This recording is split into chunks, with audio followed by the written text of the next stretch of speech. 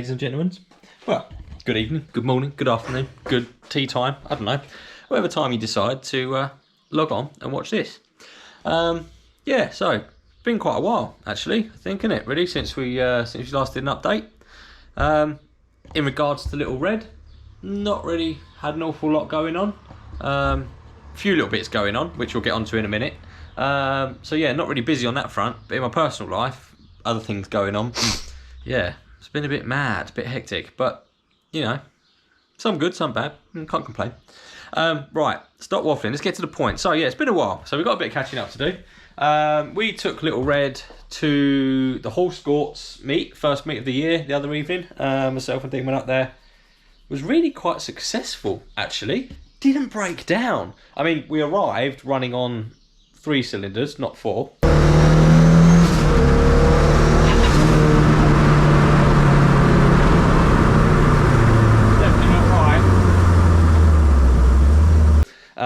But we got there and we've managed to do a little bodge up whilst we were there, which is this little bit of red wire there, and we drove home on 4 cylinders, and it pulled like an absolute freight train on the way home. It was wonderful.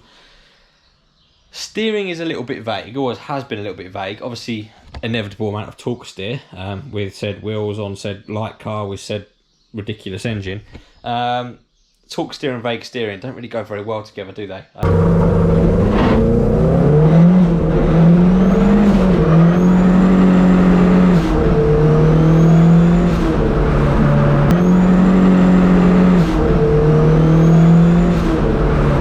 Yeah, so as you've just seen them, obviously quite a handful.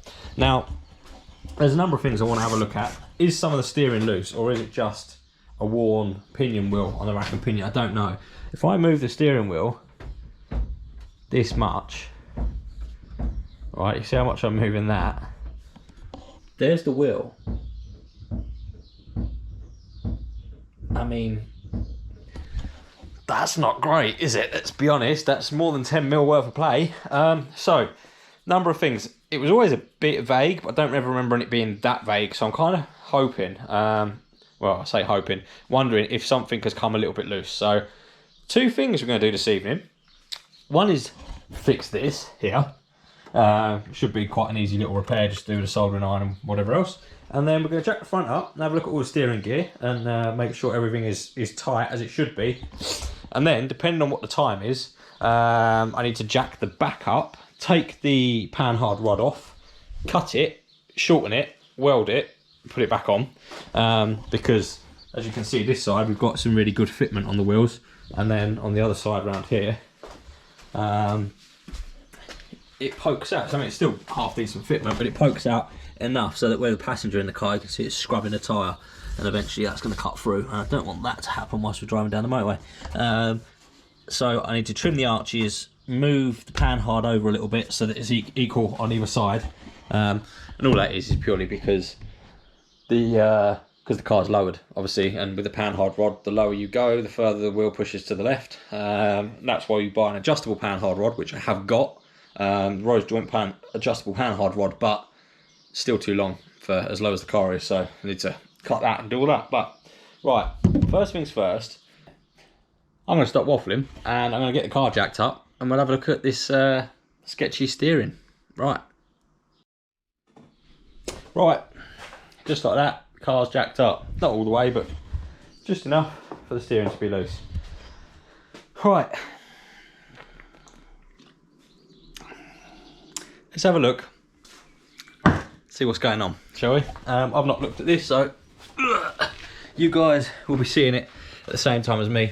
You may also notice, side note, I started stripping the garage floor ready for some epoxy. Another video on that. Anyway, right, steering wise, let's have a look. So, nothing immediately screaming loose to me on this side.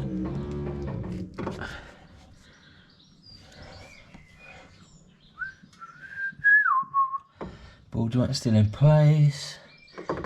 The steering all still in place. To be honest, there's like not a lot of play. Not a lot of play on the wheel, is there? How rusty they are. You can't probably see really. How rusty they are considering they're like brand new. Oh.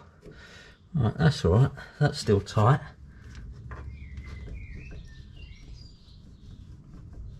A little bit of playing that bearing, but to be honest, now that it's been road driven, I should probably retorque that. Right, let's check the other side. Oh, I can't get up. There we go. Right. Let's have a look at this side then. So, no, same with this side. That's okay. Ball joint looks to still be in place.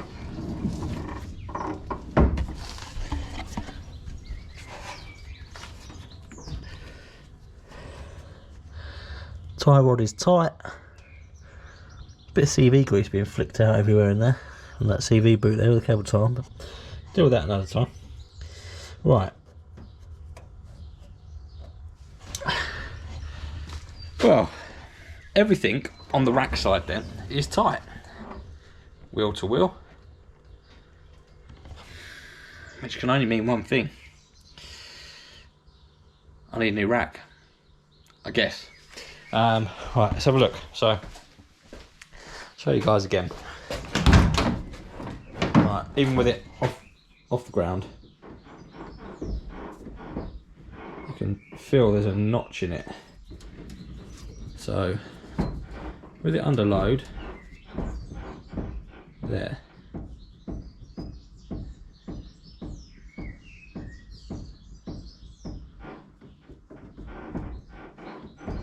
That's where the loose spot is, just there.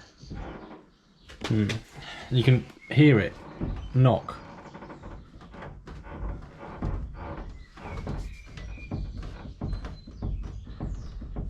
Right, let's have a look. So, just going to put the battery on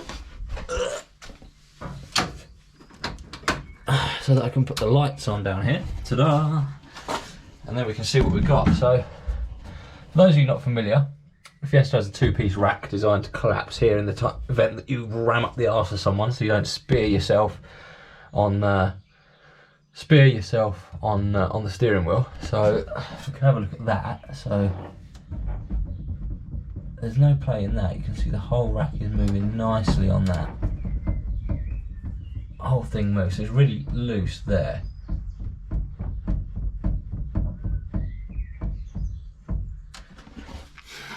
I reckon it is as I thought, and that the pinion is really badly worn or missing a tooth or something, or possibly the rack, either one.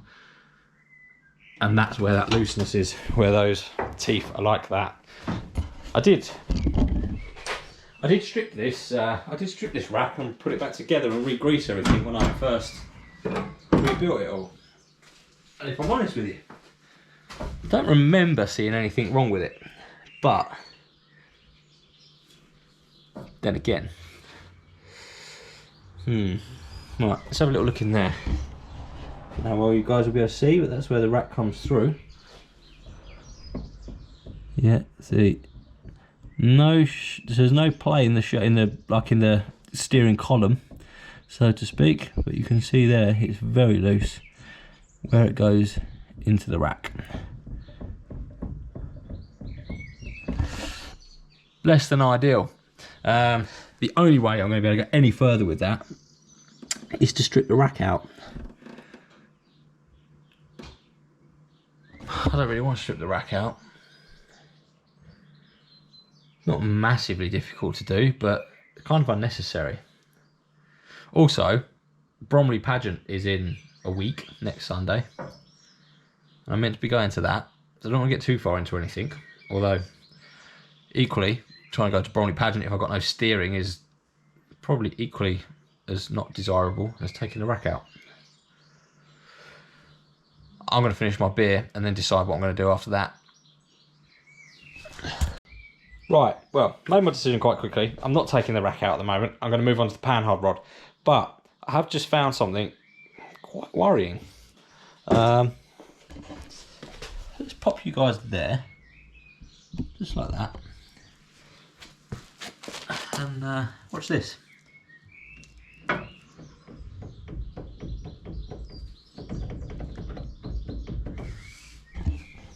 That's not supposed to do that.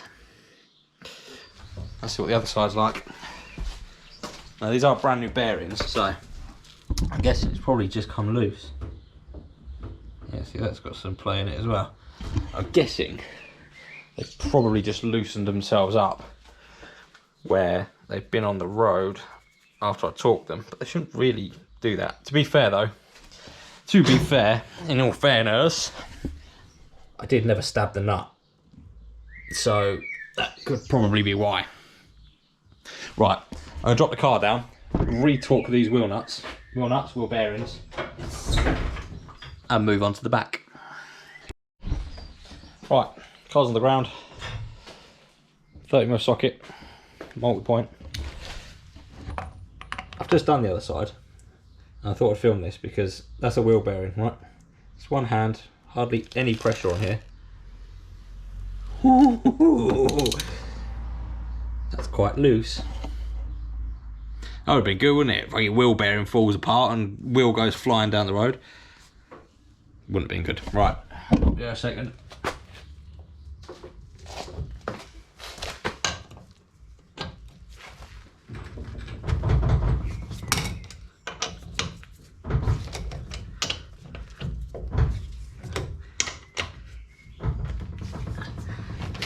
At least know the wheel nuts are tight.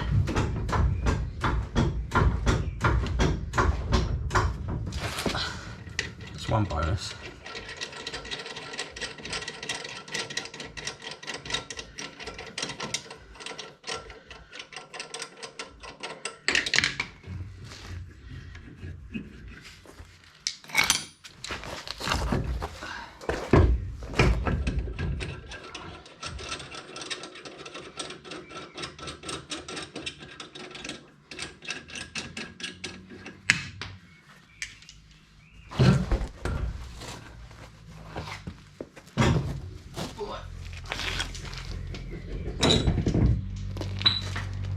There we go, access to said hub. A bit more. That's enough.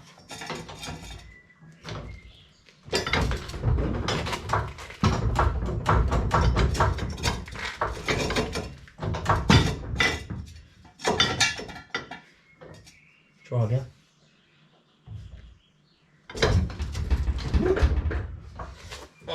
Do. And then get said big screwdriver, said big hammer.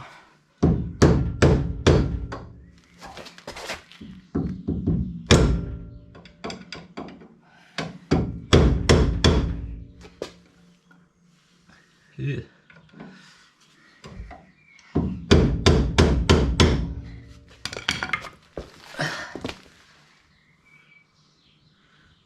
Oh,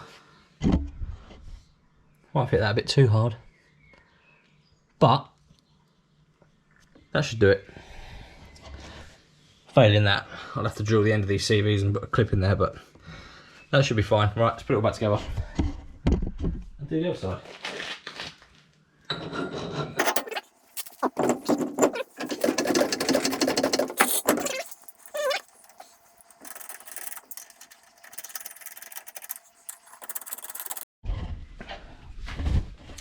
Right, now that's all done, wheel nuts all torqued up, etc, etc. I don't actually know what the official spec should be, but wheel and nut stud conversion with a spacer, steel hub, alloy wheel, etc, etc. Torqued into 100 foot-pounds. Just for anyone wondering whether that's too much, too little, don't really know. It's tight enough, they shouldn't fall off. It's kind of how I've always done them, and it's never been a problem, so we'll see. Right, now that's sorted, we can actually get to what we were planning on doing tonight in the first place, and that is anti-roll bar, not anti-roll bar, sorry, Panhard rod. As you can see, my Panhard rod is actually bent. I don't know whether that's because I jacked it up on there by accident beforehand, or if it's so short that it's bent itself, like trying to fit in. Anyway, as you can see, it's an adjustable Panhard rod, but it's adjusted all the way in on both ends. So 17mm spanner, 17mm socket, drop that off, and then all we're going to do is wind this out, cut, weld, plonk it back in. and then I should have the necessary adjustment to move my axle back to the right, and it only needs to go back to the right probably 5mm, and then, if I'm honest with you, oh, what's this? It's like some piece of floor stuff hanging through there. Nice. Yeah, only needs to go over 5mm, and then I think, to be honest with you, I need to just cut the inside of the arch a little bit for a little bit more clearance, and we'll go from there. But right, let's crack on. Right, it's off the car, just like that, nice and easy. It was actually really easy. Quite a lot more bent than I remember it being in the first place.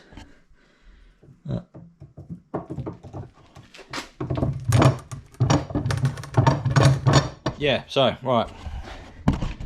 I'm going to try, I don't know how well this is going to work. I'm going to try straightening the bias. If I do, I'll put it in that way.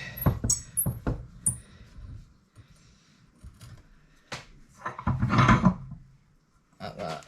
And then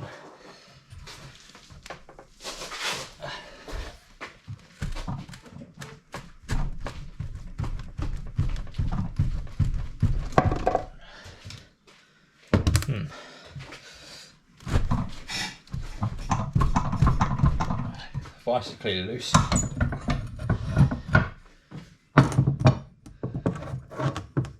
No, still just as bad as it was.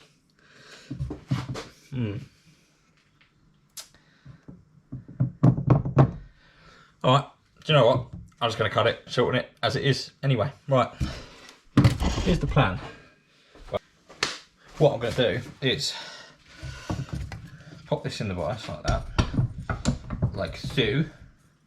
I punched the desk earlier whilst I was undoing one of those nuts and it really hurt my hand. Right, and then I'm pretty sure I should have here somewhere. Here, a bit of cloth here. I'm going to clean some of the crap off. So, right, so we can wind this out now. Have a look and see what we've got.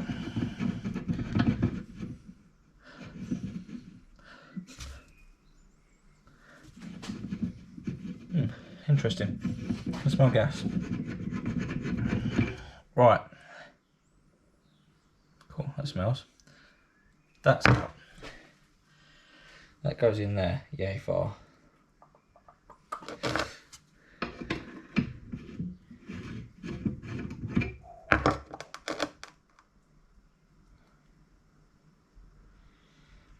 Now, the trick here, I suppose, is not to cut this too short. Right, I'm going to have a think about this, and I'll catch you guys in a minute.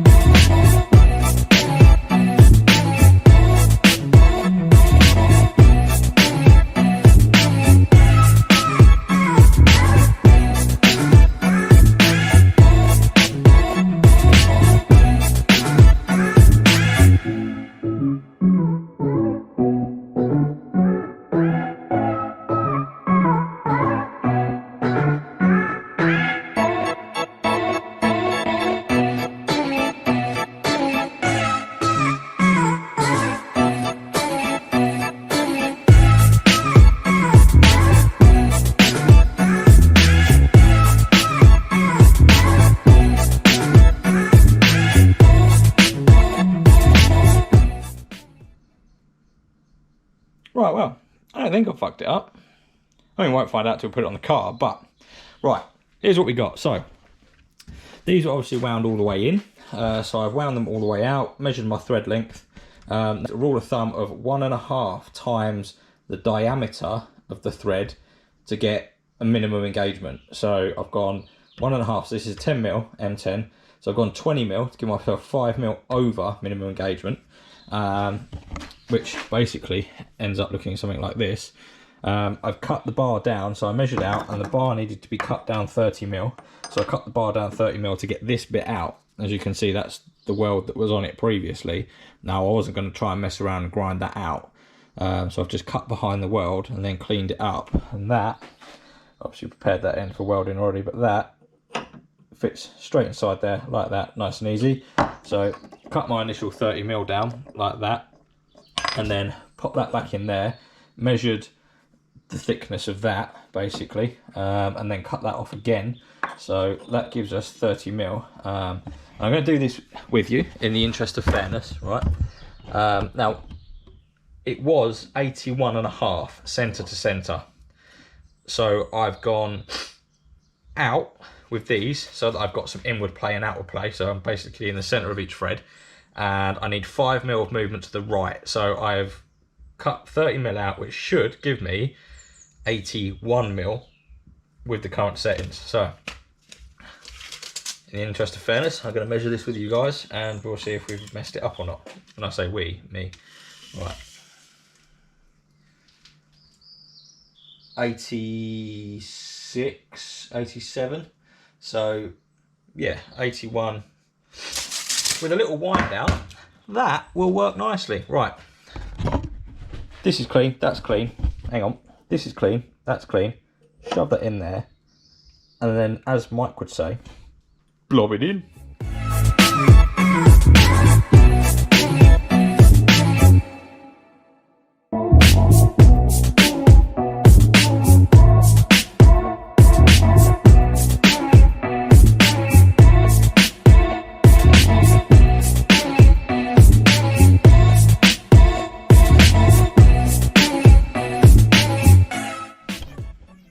Anyone can weld when they've got a flat disc, eh? Put in that side, welded. To be fair, they match the same blobby shit that was on the other end anyway when it was made. But we now have, and I've adjusted these and tightened them up, 81 centre. And as you can see, we've now got inward plate and outward plate of both varieties to actually be able to adjust it on the car. So, in theory, I should bolt this back up nice and easy, and that will be that. So yeah, let me get this on the car and catch you guys in a second. Success. You can now see this is basically flat. In fact, let me find an easier way of demonstrating this to you. I believe in here somewhere I have. Spirit level. Right. So if we now stick this against there, you can see bottom of the tyre touches the arch and touches the top of the tyre and is perfectly level. Go around this side, touches the bottom of the tyre, touches the top of the tyre and touches the arch, and it is pretty much perfectly level. So that actually, all measuring aside, it's perfect. I actually didn't think it was going. I thought I was going to actually have to adjust it once it was on the car, but as it happens, it was perfect first time, which is a right old touch. Anyway, right, it's now very late. I was going to try and get onto this little coil dilemma over here tonight, but it's getting quite late. I could do with another few beers, and I'm filthy after that, and also I don't know if you can see the state of me, but where I've started ripping the floor up, it is very dusty in here at the moment. In fact, if we look at the old Celica, yeah, I might have to probably get that clean at some point on the windscreen. But right, here's the rub then. Rear axle is fine as it should be. It is now all lined up. What I am going to find, I think, is that both tyres are now going to scrub. This one did scrub a little bit, so what I need to do is make some cuts in here and then roll these rear arches, which shouldn't be too much of a problem, to be honest with you. So we'll get that sorted. I could always just tighten the rebound. You can't see anything under there, I don't know what I'm trying to show you. I could just always tighten the rebound on the shock right the way up, but it would make for a very uncomfortable ride.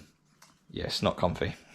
Anyway, God, my fucking head's so itchy with all that dust and grindy crap and all that in. Anyway, so the front doesn't wobble anymore like it used to. Well, the steering still is crap because it needs a new rack, but The wheel bearings are tight. The rear anti-roll bar is done, which to be fair, it's something I've been meaning to do for like years, literally years. I mean, when it was very first on the road 7 years ago, I knew that was a problem and I just never got around to sorting it. So quite happy that's done. Also, actually off camera, I didn't show you, but I did spray some, did tosh a little bit of matte black spray paint over that bit that I cleaned and welded just so that it's not going to rust. And I'm going to leave this video off there, guys. And I will see you guys on the next one, which will probably be one more video and then Bromley Pageant. Right, like, comment, subscribe. As always, I'll see you next time.